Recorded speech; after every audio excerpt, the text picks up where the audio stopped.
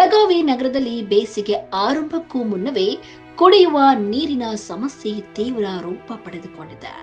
ನಗರದ ವಡಗಾಮಿ ರೈತರ ಗಲ್ಲಿ ನಿವಾಸಿಗಳು ನೀರಿಗಾಗಿ ಹಾಹಾಕಾರ ನಡೆಸುವ ಪರಿಸ್ಥಿತಿ ನಿರ್ಮಾಣವಾಗಿದೆ. ಕುಡಿಯುವ ನೀರಿಗೆ ಚರಂಡಿ ನೀರು ಸೇರಿಕೊಳ್ಳುತ್ತಿದೆ ಎಂಬ ಗಂಭೀರ ಆರೋಪವನ್ನು ಸ್ಥಳೀಯರು ಮಾಡಿದ್ದಾರೆ. ಕಳೆದ 20 ದಿನಗಳಿಂದ ಈ ಸಮಸ್ಯೆಯನ್ನು ಬಗೆಹರಿಸಬೇಕೆಂದು ಬೆಳಗಾವಿ ಮಹಾನಗರ ಪಾಲಿಕೆಗೆ ಹಲವು ಬಾರಿ ಮನವಿ ಸಲ್ಲಿಸಿದರೂ ಅಧಿಕಾರಿಗಳು ಯಾವುದೇ ಕ್ರಮ ಕೈಗೊಂಡಿಲ್ಲ ಎಂದು ನಿವಾಸಿಗಳು ಆಕ್ರೋಶ ವ್ಯಕ್ತಪಡಿಸಿದ್ದಾರೆ. ಈ ನಿರ್ಲಕ್ಷ್ಯದಿಂದ ಕೋಪಗೊಂಡ ಜನರು ಇಂದು ಬೆಳಗಾವಿ ಮಹಾನಗರ ಪಾಲಿಕೆ ಕಚೇರಿಗೆ ಮುತ್ತಿಗೆ ಹಾಕಿ ಭಾರೀ ಪ್ರತಿಭಟನೆ ನಡೆಸಿದ್ದಾರೆ.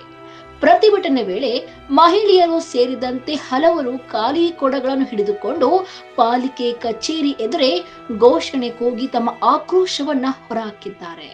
ಕೆಲವರು ಖಾಲಿ ಕೊಡಗಳನ್ನು ನೆಲಕ್ಕೆ ಹೊಡೆದು ಅಧಿಕಾರಿಗಳ ವಿರುದ್ಧ ಕಿಡಿಕಾರಿದ್ದಾರೆ.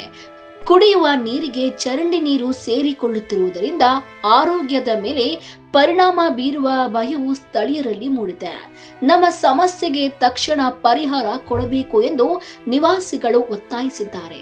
ಪರಿಸ್ಥಿತಿ ಉದ್ವಿಗ್ನವಾಗುತ್ತಿದ್ದಂತೆ ಸ್ಥಳಕ್ಕೆ ಮಾರ್ಕೆಟ್ ಪೊಲೀಸ್ ಠಾಣೆಯ ಅಧಿಕಾರಿಗಳು ಭೇಟಿ ನೀಡಿದ್ದು, ಮಾರ್ಕೆಟ್ ಸಿಪಿಐ ಜೆಎಂ ಕಾಲಿ ಮಿರ್ಚಿ ಹಾಗೂ ಪಿಎಸ್ಐ ವಿಠ್ಠಲ್ ಅವನವರ್ ಸ್ಥಳಕ್ಕೆ ಆಗಮಿಸಿ ಪ್ರತಿಭಟನಾಕಾರರನ್ನು ಸಮಾಧಾನ ಪಡಿಸಲು ಯತ್ನಿಸಿದ್ದಾರೆ.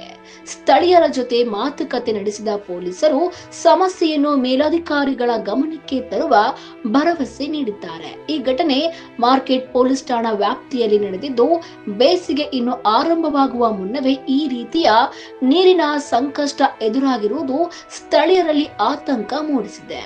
ಇನ್ನು ಮುಂದೆ ಅಧಿಕಾರಿಗಳು ಯಾವ ರೀತಿಯ ಕ್ರಮ ಕೈಗೊಳ್ಳುತ್ತಾರೆ ಎಂಬುದನ್ನು ಕಾದು ನೋಡಬೇಕಾಗಿದೆ.